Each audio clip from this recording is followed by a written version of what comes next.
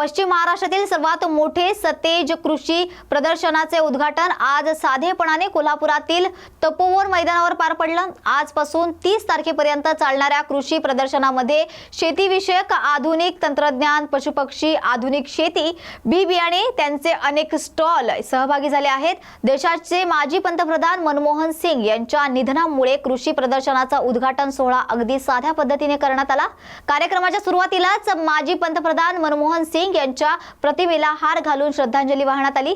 या उद्घाटन प्रसंगी खासदार श्रीमंत श्री शाहू महाराज, आमदार सतेज पाटील, राजूबाबा आवळे, गोकुळचे चेअरमन अरुण डोंगरे, गोकुळचे संचालक तसेच इतर नेते पदाधिकारी उपस्थित होते।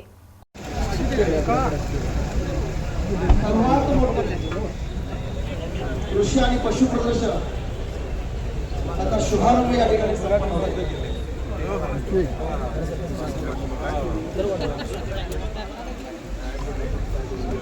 शेतकरी बांधवांच्यासाठी, तमाम कोल्हापूरवासीय जनतेसाठी जगातील उत्कृष्ट दर्जाच्या जागतिक अर्थतज्ञ म्हणून जगाने या ठिकाणी संबोधित केलं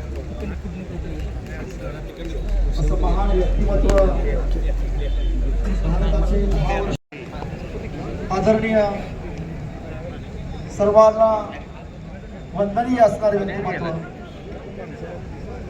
ज्यांच्यावर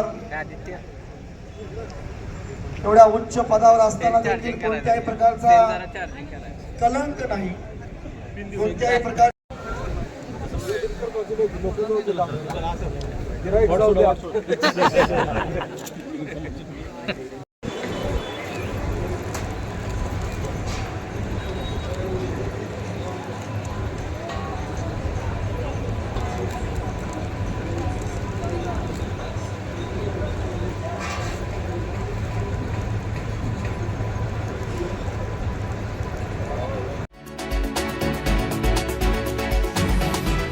सरकार स्थापन करण्यासाठी ज्या प्रकारे सत्ताधाऱ्यांनी प्रयत्न केले तसे राज्याला पुढे घेऊन जाण्यासाठी प्रयत्न करताना दिसत नाही आहेत। बदलापूरच्या घटनेनंतर देखील गृह खात्याला जाग आली नाहीये, त्यामुळे कायदा आणि सुव्यवस्था राहिली नाही का असा प्रश्न निर्माण झाला आहे, अशी टीका आमदार सतेज पाटील यांनी केली। तर चला पाहूयात काय म्हणतात सतेज पाटील। काय नेमकं सरकार सत्तेसाठी ज्या पद्धतीने प्रयत्न केला तसं राज्याला पुढे घेऊन जाण्यासाठी प्रयत्न करते असं वाटत नाही। परभणीतली घटना असेल, बीडमधली घटना असेल, बदलापूर झाल्यानंतर सुद्धा गृह खातं सुधारलेलं नाही, कल्याणमध्ये झालेली घटना असेल किंवा कोयता गँग पुण्यामध्ये चाललेल्या घटना असतील, कायदा आणि सुव्यवस्था राहिली आहे का नाही असा प्रश्न साधारणपणे आज या राज्यामध्ये त्या ठिकाणी निर्माण झालेला आहे।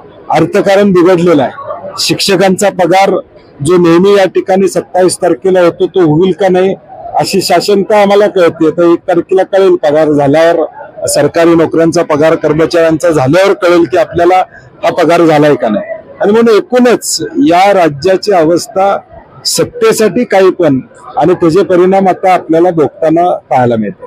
बीडच्या प्रकरणामध्ये अनेक सरकारचं नाव येते, त्याच्या संबंधित असणारे हे सगळे त्यामध्ये आरोपी असण्याची शक्यता वर्तवली जाते। कसं बघतोय याकडे?